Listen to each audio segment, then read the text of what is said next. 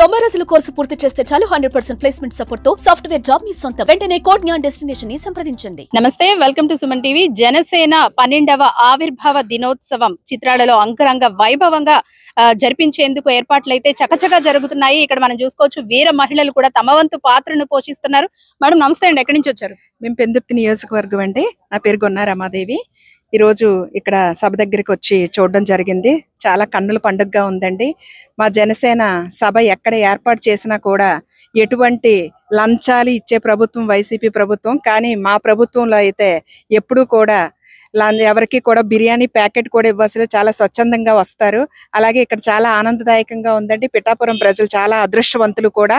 అలాగే మా జనసేన అధినేత మా వీర మహిళలకు మటుకు పెద్దపీట వేశారు. ఎప్పుడు కూడా వీర మహిళలు గౌరవించుకునే పార్టీ ఏదైనా ఉంది అంటే అది ఒక జనసేన పార్టీలోనే ఖచ్చితంగా జరుగుతుంది. అలాగే రేపు 5 లక్షల మంది మేము ఏ అధికారంలో లేనప్పుడు కూడా 5 లక్షల మంది ఇప్పటం గాని, యువశక్తి రణస్థలంలో చేసిన కార్యక్రమానికి గాని వచ్చారు. ఇప్పుడు 10 లక్షల వరకు కూడా వస్తారని మనస్ఫూర్తిగా అందరం కూడా కోరుకుంటున్నాం. విజయవంతం అవ్వాలని మనస్ఫూర్తిగా కోరుకుంటున్నాం అండి. జై జనసేన, జై హింద్. మేడం మీరు ఎక్కడి నుంచి వచ్చారు? గాజువాక నియోజకవర్గం అండి. ఇప్పటి వరకు ఏ రోజు కూడా మేము ఎంత హ్యాపీగా సంబరాలు చేసుకోలేదండి. ఉగాది 16 రోజుల ముందే మాకు ఉగాది సంబరాలు స్టార్ట్ అయ్యాయి. మాకు 11 సంవత్సరాలు మేము ఈ పురస్కారాలు చేసుకున్నప్పుడు చాలా ఇబ్బంది పెట్టారు, అధికారంలో లేవని చెప్పి. ఈసారి ఆ ఇబ్బందులు లేవండి. మా అన్నయ్య పిలుపు మేరకు 12 లక్షల మంది పైనే వస్తారు ఈ సంబరాన్ని చేసుకోవటానికి. జై జనసేన, జై హింద్. మేడం సభ విషయానికి వస్తే గనక వేదిక మీద ముఖ్యంగా మహిళలకు మాట్లాడే అవకాశాన్ని కూడా కల్పిస్తూ ఉన్నారు. సాంస్కృతిక కార్యక్రమాలతో పాటు ఏ విధంగా అనిపిస్తుంది అంటే గెలిచిన తర్వాత జరుపుకుంటున్న మొదటి సభ ఏ విధంగా ఉండబోతుంది మేడం? జై జనసేన, గాజువాక నుంచి వచ్చాము మేము. ఇందిరా ప్రియదర్శి అనమాట. అన్నయ్య శపథం చేసినట్టే గెలిచిన తర్వాత ఫౌండేషన్ డే చేసుకుందాం అని చెప్పేసి పోయిన గత కాలం తన శపథం చేసినట్టే ఇయర్ అలా చేసుకోవడం కూడా మాకు చాలా సంతోషంగా ఉంది.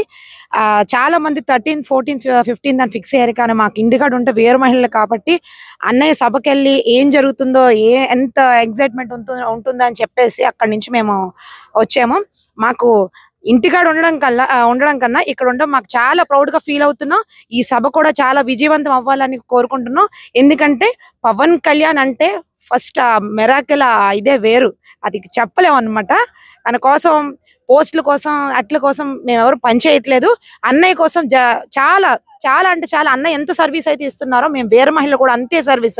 24 అవర్స్ కూడా మేము ఈ పార్టీలో ఉండి, జనసేన పార్టీలో వైసీపీ కాదు, టీడీపీ కాదు, మేమున్న మా జనసేన పార్టీకి మేము చాలా చాలా అంటే చాలా ప్రౌడ్ గా ఫీల్ అవుతున్నాం ఈ పార్టీలో ఉన్నాం. సో మా అన్నయ్య ఒక్కసారి వేదిక మీద కాదు మేడం మహిళలకి ఛాన్స్ ఇచ్చేది, ఒక్కసారి అన్నయ్య ఇలా చెయ్యి అంటే చాలు. మాకు అన్నయ్యని చూస్తే ఆనందం వేరు. ఆ చూపు కోసం ఒక్కసారి చూద్దామని కూడా వచ్చాం మేము. జై జనసేన. మేడం మీరు కమిటీలో ఒక మెంబర్ గా కూడా ఉన్నారు. ఇక్కడ జరుగుతున్న కార్యక్రమాల్లో ఎలా అనిపిస్తుంది మేడం? ఎందుకంటే జనసేన పార్టీ అంటేనే మహిళలకు పెద్దపీట వేస్తుంది, అలాగే మహిళా సాధికారత కోసం కృషి చేస్తుంది అనేది అందరికీ తెలిసిన విషయమే. మరి ఈ సభ ఏ విధంగా ఉండబోతుంది మేడం? ఖచ్చితంగా ఇది ఒక చారిత్రాత్మకమైనటువంటి సభగా, ఎట్లా అయితే మేము 10 సంవత్సరాలు మరి ఎన్నో పోరాటాలు, ఎన్నో అవమానాలు, ఎన్నో ఒడిదుడుకులు తట్టుకొని మొట్టమొదటిసారిగా ఒక చారిత్రాత్మకమైనటువంటి విజయాన్ని ప్రజలు ఈ రోజు జనసేన పార్టీకి కట్టబెట్టడం జరిగింది. మరి చారిత్రాత్మక విజయం తర్వాత జరుపుకుంటున్నటువంటి ఒక విజయోత్సవ సభ ఇది.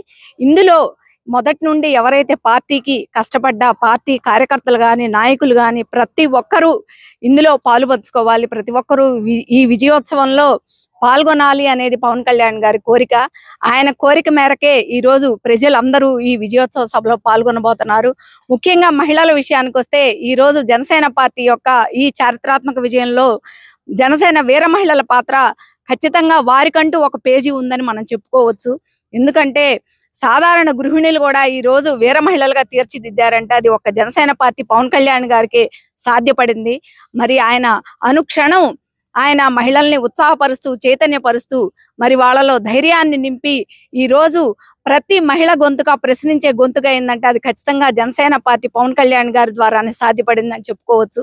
ముఖ్యంగా ఈ సభని విజయవంతంగా ప్రజలు ఎక్కడా ఇబ్బంది పడకుండా, దూర ప్రాంతాల నుండి వస్తున్నారు కాబట్టి వారి మరి ఇబ్బందులు పడకుండా ఒక కమిటీని ఏర్పాటు చేసి, రకరకాల కమిటీల్ని, ఆ కమిటీల ద్వారాగా ప్రతిదీ ఒక డిసిప్లిన్డ్ గా, ఒక ప్రణాళికాబద్ధంగా ముందుకు తీసుకెళ్లడం కోసమని కమిటీలు ఏర్పాటు చేశారు.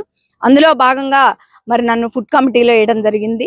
ఆ కార్యక్రమానికి సంబంధించి ముందుగా దిశానిర్దేశం ఎట్లా మనం ముందుకు వెళ్ళాలనే దాని గురించి మేము ఒక 2-3 రోజులు ముందుగానే ఇక్కడికి చేరుకోవడం జరిగింది. మరి మనం చూస్తున్నాము, మహిళలు ఎండను కూడా లెక్క చేయకుండా మరి ఇక్కడికి వచ్చి సభా స్థలం దగ్గరకు వచ్చి మరి ఈ విధంగా ఉత్సాహంగా వారు కూడా మరి ఎలా పనులు జరుగుతున్నాయి, ఈ సభని మనం ఎలా విజయవంతం చేసుకోవాలి అనే దిశగా ఆలోచన చేస్తున్నారంటే అది ఒక జనసేన పార్టీకే సాధ్యమని మరొక్కసారి మేము తెలియజేసుకుంటున్నాము. ఖచ్చితంగా మహిళలు, జనసేన పార్టీలో ఉన్న మహిళలు, మాకు వీర మహిళలను నామకరణం చేసినందుకు పవన్ కళ్యాణ్ గారు మేమందరం ఎంతో గర్వపడుతూ రేపు ఈ సభను విజయవంతం చేయడంలో మా శక్తి వంచన లేకుండా మేము సహకారాన్ని కృషి చేస్తామని మరి మీడియా ముఖంగా మేము తెలియజేసుకుంటూ ప్రజలందరికీ ముందుగానే మరి జనసేన పార్టీ ఆవిర్భావ దినోత్సవ వేడుకలు ప్రతి ఒక్కరు రావాలని, విజయోత్సవంలో పాలుపంచుకోవాలని మరి పిలుపుని ఇస్తున్నాము. జై జనసేన, జై హింద్. రైట్. మొత్తానికి జనసేన పార్టీ ఆవిర్భావ దినోత్సవం అయితే అత్యంత వైభవంగా జరగనుంది. మండు టెండను సైతం లెక్క చేయకుండా వీర మహిళలందరూ కూడా 2 రోజుల ముందే ఇక్కడికి చేరుకున్నారు. ఇక్కడ కార్యక్రమాల్ని పర్యవేక్షిస్తున్నారు. జనసేన అంటేనే డబ్బులు పంచే పార్టీ కాదు, జనమంతా కూడా స్వతహాగా స్వచ్ఛందంగా వచ్చి తమ అభిమానాన్ని చాటుకుంటారంటూ కూడా వీళ్ళందరూ చెబుతున్నారు. ఇక్కడ అన్ని ఏర్పాట్లు అయితే పూర్తి చేశారు. దాదాపు 3 రోజుల క్రితమే ఈ కమిటీ మెంబర్స్ అంతా కూడా ఎండను సైతం లెక్క చేయకుండా ఈ పార్టీ కోసం కృషి చేస్తున్నామని, కేవలం పార్టీలో పదవుల కోసం కాదు, మేము ఈ పార్టీపై ఉన్న అభిమానాన్ని మేము చాటుకుంటున్నామంటూ కూడా వీళ్ళు చెబుతున్న పరిస్థితి. వేదిక ప్రాంగణం అంతా కూడా చాలా కోలాహలంగా ఉండబోతోంది. సాంస్కృతిక కార్యక్రమాలతో పాటు మిగిలిన కార్యక్రమాలన్నీ కూడా చేయబోతున్నారు. వేదిక మీద ఎంతో మంది మహిళలు తమ ఆలోచనల్ని, అభిప్రాయాల్ని పంచుకునే విధంగా కూడా మహిళలకు సపరేట్ గా కార్యక్రమాలను కూడా రూపొందించడం జరిగింది. మొత్తానికి పండుగ వాతావరణాన్ని తలపిస్తున్న ఈ ఆవిర్భావ దినోత్సవం మరి 14వ తారీఖు సాయంత్రం 4 గంటలకి పవన్ కళ్యాణ్ గారు వేదికను చేరుకున్న తర్వాత ఏ విధంగా ఉంటుంది, ఎంత కోలాహలం ఉంటుంది అనేది మనము వేచి చూద్దాం. కెమెరా పర్సన్ చిన్నతో అనుశ్రీ, సుమన్ టీవీ.